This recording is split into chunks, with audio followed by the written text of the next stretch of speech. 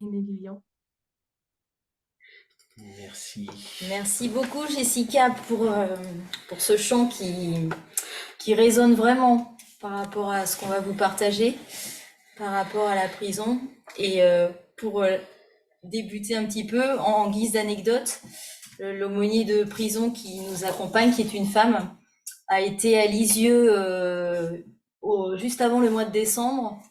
Et elle avait ramené des petits, des mini hôtels, des, des petits, oui, un petit coin prière pour chaque détenu, avec une petite photo de Sainte Thérèse et puis un chapelet. Et, ils pouvaient faire leur petit coin prière dans leur cellule, donc voilà, petit clin d'œil fort sympathique. Alors avant de débuter cet atelier du témoignage du Christ en prison, on voulait juste vous faire une brève présentation de qui on est, parce qu'il y en a qui nous connaissent peut-être de vue, mais vous savez peut-être pas ce qu'on fait. Voilà, alors nous, c'est donc Céline et Lilian, on est mariés depuis 2011. Nous sommes laïcs de l'Assomption, donc rattachés à la congrégation des Augustins de l'Assomption. Nous habitons Viry-Châtillon, à 20 km au sud-est de Paris. Nous avons connu la communauté Maranatha avec notre frère Ziong, qui a fait son noviciat à Juvisy-sur-Orge, pas très loin d'où nous habitons. Ainsi que ses frères en communauté, Marc, Guy, Lucien, Alain, Paul, Grégoire, Jean-Marie et André. En 2018, lors de notre premier voyage, nous avons été marqués par l'accueil, la fraternité et la bienveillance qui étaient palpables dans cette communauté. Au cours de nos différents voyages, nous avons forgé une belle amitié avec Isabelle Cardinal, à qui on dédie un peu cet atelier ce soir, qui nous a parlé et invité aux ateliers de la foi. Nous y restons fidèles depuis son départ, tous les ans, avec le plaisir de vous y retrouver à travers l'écran. Avant d'entrer dans le vif du sujet, nous voulons juste vous rappeler simplement que nous sommes vraiment en union de prière avec les victimes et les familles des victimes qui ont subi les sévices ou les crimes parfois des détenus incarcérés et que nous ne connaissons pas la raison de leur condamnation et que nous ne devons pas leur poser de questions. C'est vraiment la règle quand on anime en prison. Voilà, c'est un peu la règle. Donc on insiste bien sur le fait que c'est un vécu très riche, très fort, mais on n'oublie jamais les victimes. Donc notre atelier va se dérouler en 5 parties. Nous allons vous présenter un peu l'historique de la maison d'arrêt de Fleury-Mérogis, donc pas très loin d'où nous habitons. L'aumônier de prison, qu'est-ce qu'il y fait, son rôle et ce qu'il fait avec les détenus. La genèse et l'histoire de notre engagement en prison. Le déroulement d'une Eucharistie avec les temps forts. Et les animations, comment sont-elles vécues par les différents membres de l'assemblée, de cette assemblée dominicale si particulière? Alors, un petit peu d'historique et de chiffres sur cette ville de Fleury. Alors, vous avez en image, en fait, la maison d'arrêt des hommes. Vous voyez, on détaillera un petit peu plus tout à l'heure avec les bâtiments, mais c'est un petit peu la superficie de cette maison d'arrêt. Donc, la ville de Fleury-Mérogis se trouve à 26 km au sud de Paris. Elle est notamment connue pour sa maison d'arrêt. La définition en France d'une maison d'arrêt, c'est un établissement pénitentiaire qui reçoit des personnes en détention provisoire, c'est-à-dire qui sont en attente de jugement. La maison d'arrêt de Fleury est la plus grande d'Europe. Sa construction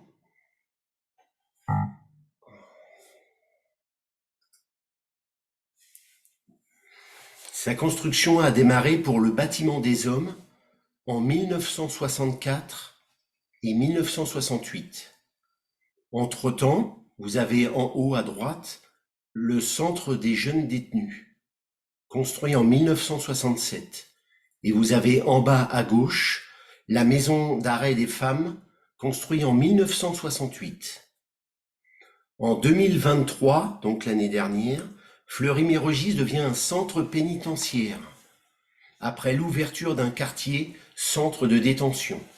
C'est un quartier avec des peines pouvant dépasser les 2 ans d'emprisonnement et présentant les meilleures perspectives de réinsertion.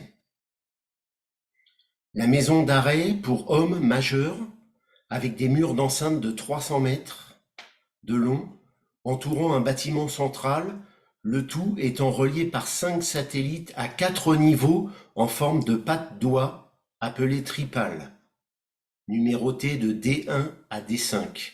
C'est les bâtiments en étoile que l'on voit sur les grandes superficies de la maison d'arrêt. Entre les blocs sud et sud-est se trouve une piste d'athlétisme. Entre les blocs sud et sud-ouest, un terrain de football. C'est pour vous montrer un petit peu la superficie que peut représenter l'espace entre ces bâtiments. Le dernier étage du bâtiment D5 accueille le quartier d'évaluation de la radicalisation pour les détenus accusés de terrorisme ou soupçonnés de radicalisation islamique. Pendant son procès, Salah Abdeslam était emprisonné à Fleury. Et aussi, présent dans ce bâtiment, une unité pour les détenus violents. Donc le bâtiment D3 que vous voyez sur l'image en haut, là, tout en haut, comprend le quartier spécifique qui accueille les détenus sensibles en raison de leur situation pénale, de la médiatisation de leur affaire ou de leur profession. Ce peut être des policiers, des juges ou des avocats. La majorité des cellules a une superficie de 11 mètres carrés avec un lavabo, toilette et 2 lits superposés. À l'origine, les cellules étaient prévues que pour un seul détenu. Et puis petit à petit, vu la quantité de détenus, eh bien, on a un peu ajouté des lits superposés. Le centre des jeunes détenus que vous avez tout en haut à droite reprend la forme hexagonale avec des murs d'enceinte de 100 mètres de long et un satellite au centre. La maison d'arrêt des femmes en bas à gauche est bâtie sur le même plan avec seulement 3 côtés élevés et un satellite central en forme de H. Suite au dernier chiffre de 2022, la maison d'arrêt des hommes comprend, alors on vous donne beaucoup de chiffres, c'est vrai, mais c'est pour donner un peu une idée, comprend 3362 détenus pour 2927 places. Donc ça vous donne déjà une idée du taux d'occupation. La maison d'arrêt des femmes comprend 191 détenus pour 230 places. Et le centre des jeunes détenus comprend 42 détenus pour 100 places. En mars 2017, 4484 détenus hommes pour toujours 2927 places, soit 157% d'occupation.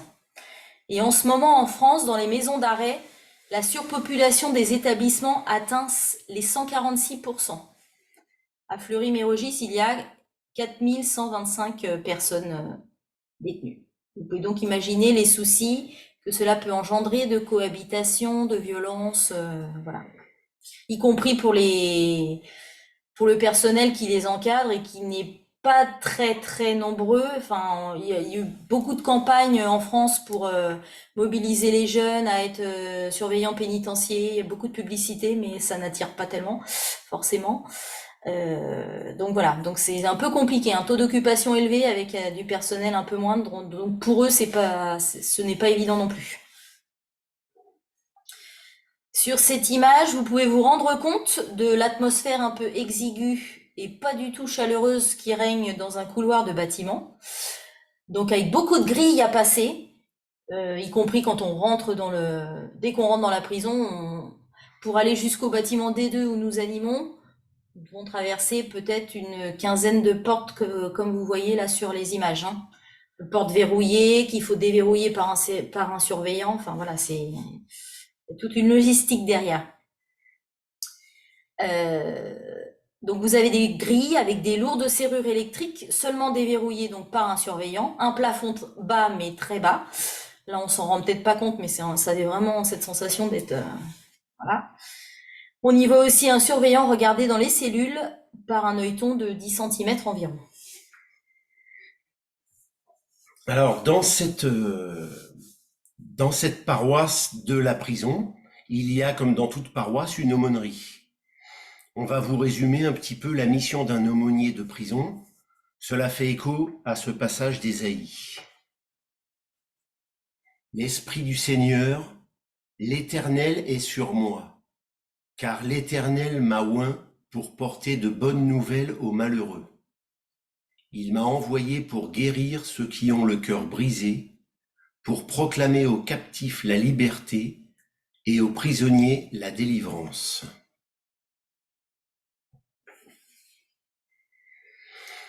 Alors, la ville de Fleury-Mérogis compte son clocher, normal, ainsi que la paroisse de la prison.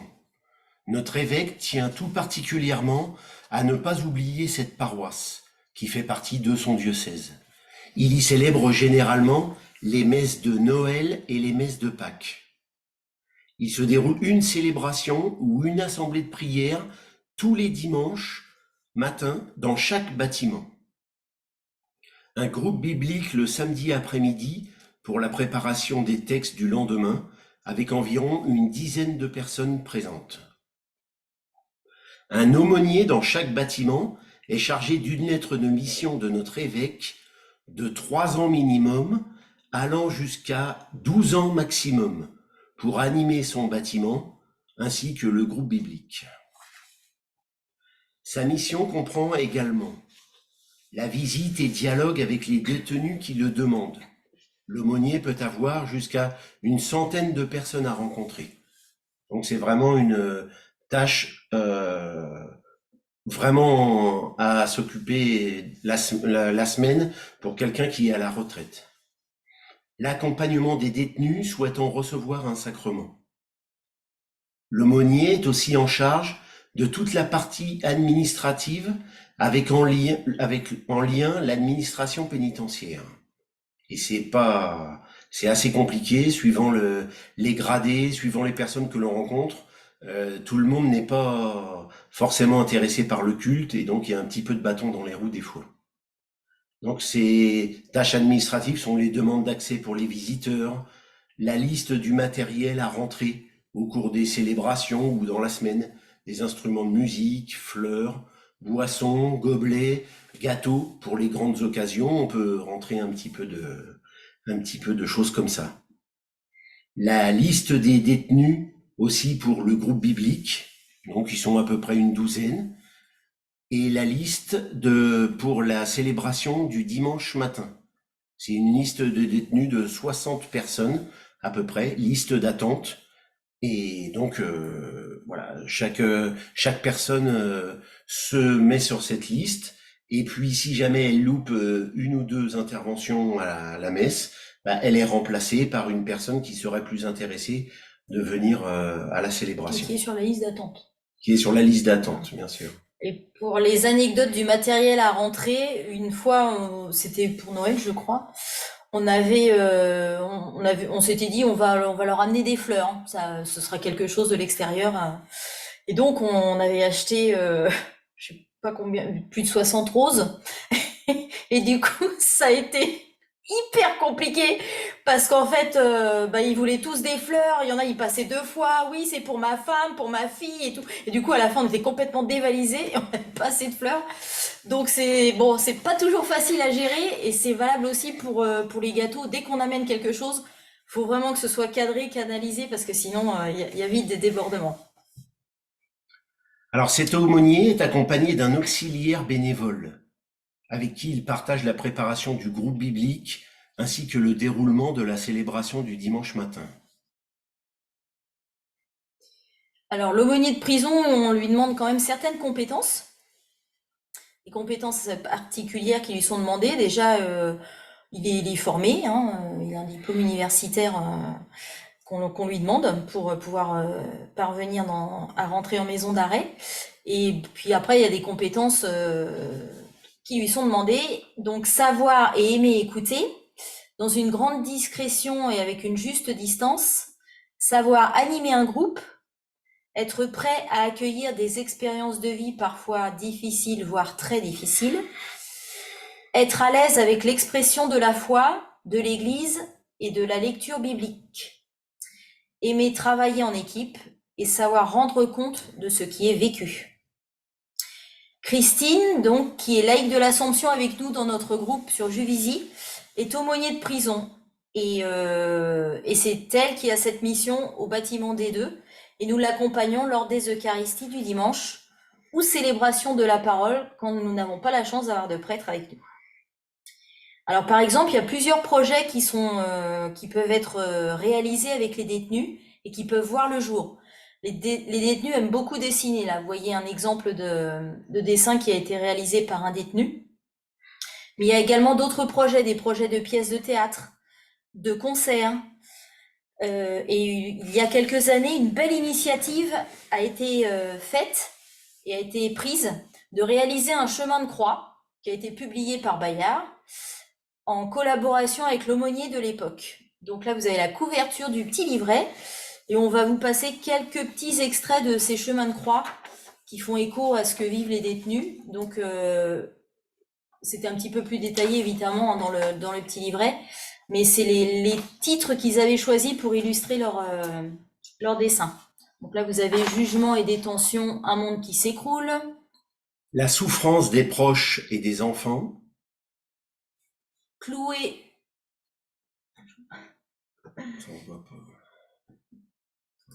Ouais. Cloué en cellule transpercée par le remords. L'épreuve du rien, la tentation d'en finir. Naître à une nouvelle vie, suis-je transformé?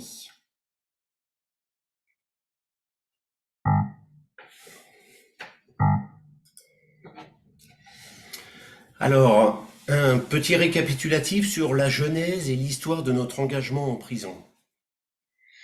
Notre première expérience au sein de la prison était au centre des jeunes détenus. Nous avons commencé en 1998 pendant 1 an avec le groupe de musique dont nous faisions partie. Les animations des célébrations au centre des jeunes détenus avec un prêtre assomptionniste, Christophe Husson, en mission sur notre diocèse à la pastorale des jeunes, fut une expérience un peu difficile. Enfermés dans la chapelle, beaucoup d'altercations pendant les messes entre les jeunes détenus, insultes pour les filles. L'ambiance était très pesante et nous n'en avions pas gardé un très bon souvenir. D'où vous voyez les petites illustrations. C'est pour ça qu'on a fait le petit galet qui fait. C'est pour illustrer un peu toutes les périodes par lesquelles nous sommes passés. Après quelques années de disette carcérale entre guillemets, en 2010, le père Claude Maréchal, maître des novices à Juvisy-sur-Orge, nous propose de revenir animer en prison. On animait sur la paroisse à Juvisy et puis Claude est venu nous trouver en disant oh mais il faut absolument que vous veniez en prison, on a besoin de dynamiser un peu tout ça. Et je suis sûre que les adultes seraient ravis de vivre ce temps-là avec vous. Et on lui a répondu, mais nous, on n'avait pas une bonne expérience quand même du centre des jeunes détenus. Donc, c'était un petit peu difficile. Et Claude a eu les paroles rassurantes, comme toujours, en disant, mais vous inquiétez pas, là, c'est des adultes, ils prennent plus le temps de mûrir, d'accueillir la parole de Dieu, et tout. Vous verrez, vous vivrez quelque chose de fort. Du coup, il a réussi à nous convaincre. Et nous avons accepté cette proposition qui nous ramenait dans le milieu de l'animation musicale en prison. Et là, véritable changement de programme pour nous et de ressenti. Déjà une assemblée beaucoup plus priante, un espace moins confiné, qui n'est pas fermé, parce que chez les jeunes détenus, on est enfermé dans la chapelle carrément, hein, il y a le surveillant qui est dehors. Là, non, la porte est ouverte, le surveillant est à l'intérieur, mais la porte est ouverte. Donc déjà, c'est des petits détails, mais qui ont quand même leur importance. Beaucoup de respect des animateurs, que ce soit le prêtre, l'aumônier, ou le groupe musique ou les gens qui viennent animer. Vraiment un vrai respect. Bref, un vrai moment d'église. Suite au changement des aumôniers, nous n'avons pas été recontactés. Période de désert à nouveau, d'où le petit smiley qui fait la tête. Jusqu'à septembre 2021, période durant laquelle Christine, donc laïque de l'Assomption, et aumônier de prison qui est dans notre groupe, nous propose de revenir animer, ce que nous acceptons avec joie. Dès lors, nous essayons de bloquer le premier dimanche de chaque mois en fonction de notre emploi du temps pour nous rendre à la maison d'arrêt de Fleury, au bâtiment des Deux. Et pour le petit clin d'œil, il n'y a jamais de hasard, nous y étions hier matin, donc voilà. Nous allons passer maintenant au déroulement d'une Eucharistie. L'Esprit du Seigneur est sur moi, parce qu'il m'a consacré par onction pour annoncer la bonne nouvelle aux pauvres. Il m'a envoyé pour guérir ceux qui ont le cœur brisé, pour proclamer aux prisonniers la délivrance et aux aveugles le recouvrement de la vue, pour renvoyer libres les opprimés. Donc, à notre arrivée dans cet établissement, nous rentrons dans une salle vide, polycultuelle. Nous nous installons, ainsi que le surveillant qui reste au fond de cette salle, et nous sommes rejoints 5 à 10 minutes après par les détenus arrivant étage par étage. Ces derniers viennent tous nous saluer, avant de vaquer chacun à sa mission. Il y en a qui sont sacristains, la mise en place de l'autel, de lambons aux couleurs liturgiques, une croix réalisée avec des allumettes par un détenu. Tout ça est mis en place pour que notre salle cultuelle devienne une chapelle. Cette chapelle où le Seigneur nous rejoint. Pendant ce temps, avec l'arrivée de tous les détenus, chacun récupère une feuille de chant, ainsi que les textes du jour traduits principalement en plusieurs langues, le roumain, espagnol et anglais principalement. Vient ensuite la répétition des chants, puis un temps court intitulé La question du dimanche, sur des thèmes variés, comment prier, les mots importants de notre liturgie, Épiphanie, le carême, le synchrème, en fonction de la Pâque, en fonction de l'année liturgique. Le temps que le prêtre, aumônier, lecteur et autres frères en Christ détenus se préparent et débutent la procession d'entrée. Dans cette procession, il y a une icône, bougie, l'évangéliaire qui vient du fond de cette chapelle et qui vient vers l'autel. Et nous rentrons dans notre célébration. Donc dans cette célébration, il y a plusieurs temps forts qui se dégagent de cette Eucharistie. Il y en a 6. Déjà la prière pénitentielle, où le « Pardonne-nous Seigneur » a un sacré poids pour les détenus, et il prend tout son sens. Les lectures aussi qui sont faites en 2 langues, donc soit français-espagnol, soit français-anglais, soit parfois français-roumain.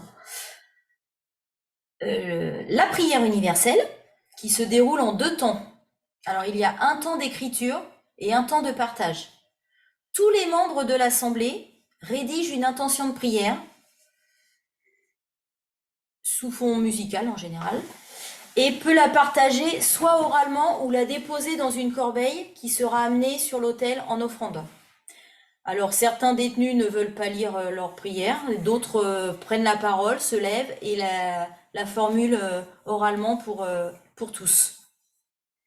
Le geste de paix qui est partagé avec tous les détenus, le surveillant, quelles que soient ses convictions, et l'équipe d'animation. Nous, ça nous tient vraiment à cœur de partager un geste de paix. C'est pas le geste de paix, parce qu'en France, on aime bien le geste de paix dans nos paroisses, mais le poids qu'il a en paroisse n'est pas du tout le même que le poids qu'il peut avoir en prison. Il est lourd de sens et de profondeur. C'est peut-être un peu plus réalisé distraitement, on va dire, en paroisse qu'en prison. En prison, ça prend vraiment tout son sens. La communion, où nous sommes rassemblés en cercle et nous attendons que tout le monde ait reçu le corps du Christ ou la bénédiction du prêtre si certains détenus ne sont pas baptisés, n'ont pas fait leur première communion. Puis nous prenons tous ensemble le corps du Christ avant de regagner nos places et de chanter le chant de communion. L'action de grâce, où nous reprenons un chant pour Marie, qui s'intitule, alors c'est un air connu sur l'air de Notre-Dame de Lourdes, je crois, mais qui a été intitulé Notre-Dame de Fleury, puisqu'il a été réécrit et composé par les détenus. Donc on essaye à chaque animation de prendre ce chant d'action de grâce. Nous avons eu la chance de pouvoir animer le sacrement de confirmation de 11 détenus en décembre, avec la présence de notre évêque, un moment très fort pour nous. Nous avons vraiment ressenti la présence de l'Esprit Saint à travers les regards des confirmants, au moment de l'onction du Saint-Crème, les gestes, les regards échangés avec l'évêque. Même au sein de notre groupe musical, nous avons 2 détenus qui jouent avec nous et parmi eux, il y en a un qui était vraiment, vraiment profondément touché. L'émotion était vraiment palpable au niveau de toute l'équipe d'animation, mais également au sein de tous les membres de l'Assemblée. La semaine précédant cette confirmation, 2 détenus avaient reçu le sacrement du baptême, ce qui montre vraiment la vitalité de cette paroisse atypique. Après la célébration, il nous reste quelques instants pour échanger avec eux, tout en continuant de ranger la chapelle redevenue salle polycultuelle. On insiste bien sur le polycultuel et non pas polyculturel, puisque il y a une petite salle un petit peu à l'écart où il y a 3 armoires. Il y a l'armoire pour le culte musulman, le culte protestant, le culte catholique. Donc vraiment, c'est vraiment la salle du culte, des différents cultes. Et donc tout ceci se fait en attendant le rappel des détenus par le surveillant, étage par étage. Donc ce temps est important pour eux car ils choisissent d'aller à la messe, mais ils ne vont pas en promenade.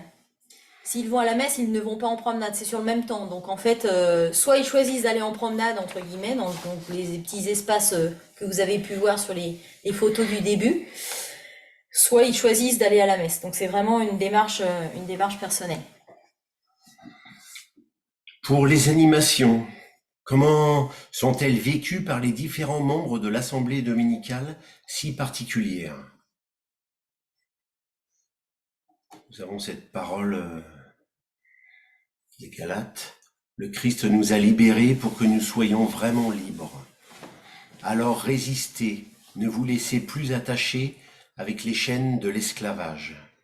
Cette phrase-là, elle nous marque vraiment parce que elle fait écho en nous, pas seulement pour les détenus, mais aussi pour toutes les personnes qui viennent de l'extérieur. Nous aussi, on a nos chaînes, nous aussi, on a nos esclavages si l'on vient de l'extérieur.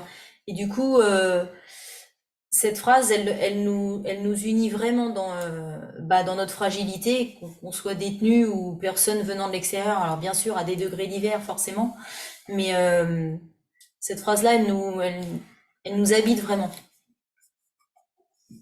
Nous avons recueilli quelques témoignages pour ces animations, dont le prêtre.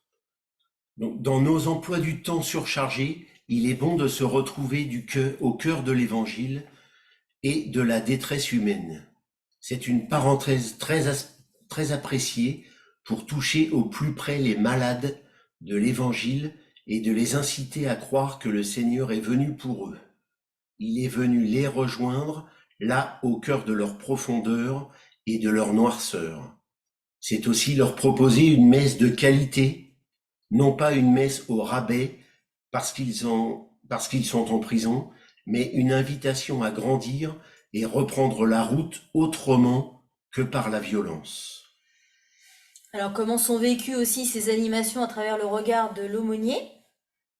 Donc être aumônier, là notamment, on vous livre carrément le témoignage de Christine, parce qu'on lui a demandé de nous dire comment elle vivait cela au quotidien. Parce que c'est un travail de tous les instants. Être aumônier en prison a élargi mon cœur et ma foi. Je perçois un peu plus la miséricorde de Dieu, l'amour du Christ qui est venu pour les malades et non pour les bien portants. Je rencontre des personnes que je n'aurais jamais rencontrées autrement. Cela élargit ma vision du monde et de l'humanité. La prison est un lieu de l'extrême et on le vit aussi au niveau de la foi. Du mal peut surgir le bien. Parfois c'est lourd, car je croise beaucoup de misère et de malheur et qu'on est bien impuissant. On ne peut que s'en remettre au Seigneur. Les personnes détenues sont extrêmement reconnaissantes de la présence de l'aumônier et des intervenants. Cela me porte de savoir que je suis attendue. Cela me donne le courage d'y retourner. J'adore la messe du dimanche car on forme une vraie communauté, même s'ils ne le formulent pas comme ça. Il s'y passe aussi de grandes choses dans les cœurs. Parfois, ils me le partagent après. De petits messages recueillis par les détenus. C'est un moment très apprécié, tant pour l'échange que l'on peut avoir avec les autres frères détenus. Un moment où l'homélie nous interpelle avec des mots simples et choisis sur lesquels on pourra réfléchir toute la semaine. Cela me fait du bien de voir et de vivre autre chose que la violence au quotidien, un petit oasis de paix où l'on peut prier seul et ensemble. Nous avons la chance au cours de ces rassemblements, de cette Eucharistie, de jouer, d'être accompagnés par 2 détenus. Un détenu aux percussions et un détenu qui joue de la guitare.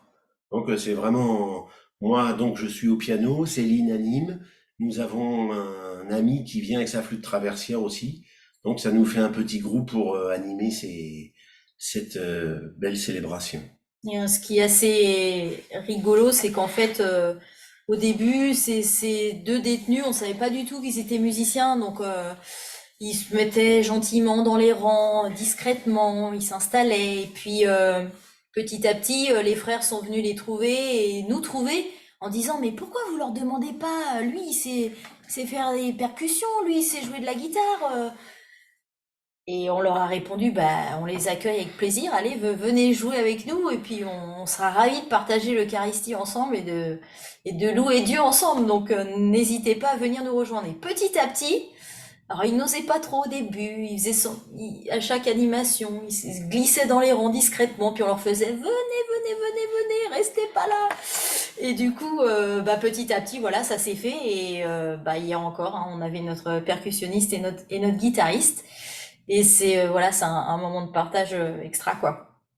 Donc bah on va vous dire maintenant un peu nous ce qu'on vit quand on anime dans ce bâtiment des 2 au cours de ces Eucharisties. Donc pour moi, c'est une grande richesse spirituelle et humaine au cœur d'un des visages de la détresse du monde.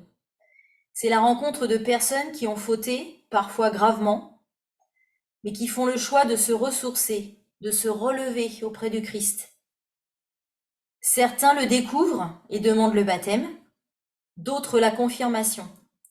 Et nous avons vu là, notamment au mois de décembre, qu'il y a un espèce d'effet boule de neige de cette envie de découvrir le Christ. Alors il y en a qui demandent le baptême, d'autres la confirmation, et puis ils en parlent entre eux. Ah, c'est quoi la confirmation? Donc voilà, ils en parlent, c'est vraiment l'effet boule de neige. Et du coup, au départ, en décembre, il y avait que 5-6 confirmants qui étaient prévus. Et au total, on en a eu 11. Donc voilà, voilà, l'esprit du Seigneur est partout. Les différents temps forts nous font grandir dans la foi en l'homme, nous obligent à changer notre regard. Ça, c'est vraiment la métamorphose au cours de toutes ces années, de toutes ces Eucharisties. Parce que forcément, quand on va en prison, on a un peu des a priori. On se dit, ouais, mais qu'est-ce qu'il a fait? Faut quand même être motivé pour animer. On ne sait pas ce qu'on a en face de nous. Et quelque part, heureusement qu'on ne sait pas ce qu'ils ont fait. Parce que ça changerait inévitablement notre regard, ça c'est certain. Donc du coup, bah, au fur et à mesure qu'on les côtoie, qu'on les rencontre, ça change vraiment notre regard. Ça nous apprend à ne pas juger aussi. On ne sait pas leur délit, hein, comme on vous l'a dit tout à l'heure, et heureusement. Accueillir l'autre comme un frère. Moi, ce qui me frappe aussi beaucoup, c'est l'extrême bienveillance qu'ils portent aux gens qui viennent de l'extérieur. C'est un regard, vous allez bien, cette semaine on priera pour vous. C'est des petits mots comme ça qui sont très touchants et enfin, pour notre part en France, on vit pas ça du tout dans les paroisses. Bon, donc c'est vraiment au quotidien. Donc c'est vraiment le petit plus qui nous touche.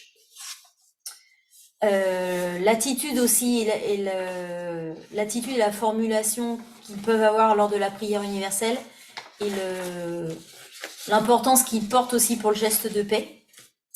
Moi, je n'y vais jamais avec mon propre regard parce que je sais qu'il sera déformé, donc j'y vais toujours en demandant au Seigneur de les regarder comme il le ferait. Pour ma part, c'est vraiment la joie de retrouver nos frères détenus au bâtiment des deux au cours de cette Eucharistie, de pouvoir chanter et partager la parole de Dieu dans ce lieu si spécial, de vivre l'Évangile au cœur des plus démunis, en confiant à nos prières leur famille, leur procès, leur futur. Nous sommes chez eux, accueillis dans leur chapelle, venant avec nos faiblesses et nos espoirs, partager 7 ans de la prière pénitentielle, partager le temps de cette prière universelle qui nous rassemble avec toutes les communautés du diocèse, toutes les communautés de France, le geste de paix, où vraiment la paix du Christ s'échange en toute simplicité et en vérité.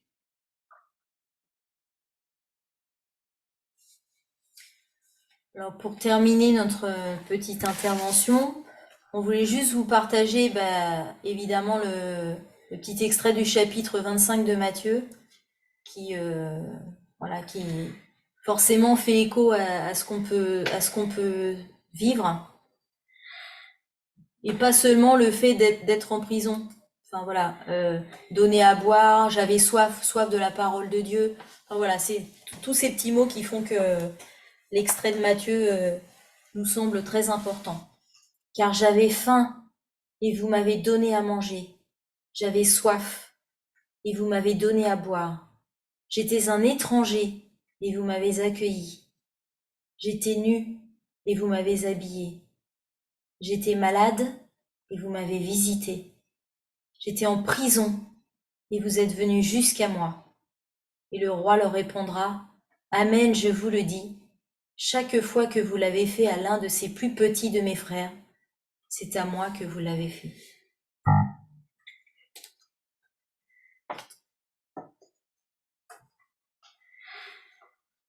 Nous allons finir par une prière tirée du petit livret préparé par les détenus pour ce chemin de croix, s'intitulant Chemin de croix, chemin de froid. Chemin de froid, c'est l'hiver. Je suis seul et je suis triste. Souvent je prie. Personne ne me parle. Personne ne me regarde. Personne à qui parler. Je m'abandonne. Chemin de poids, lourde, pesante, la vie de tous les jours à porter. L'oubli est présent. Vie injuste, abandonnée. Je suis en larmes, seule avec moi-même. Chemin de moi. Souvent j'ai des angoisses. Ma famille me manque. Je ne les vois pas souvent. Joie de les voir. Ou souffrance de les perdre dans mon cœur. J'habite trop souvent dans l'absence. Cette angoisse de silence, si je les voyais. Chemin de joie, vivre ce qui est invisible. L'amour déborde, le bonheur commence. Chemin d'espoir, la paix. Chemin du cœur, l'amour. Merci bien. Merci à vous d'avoir pris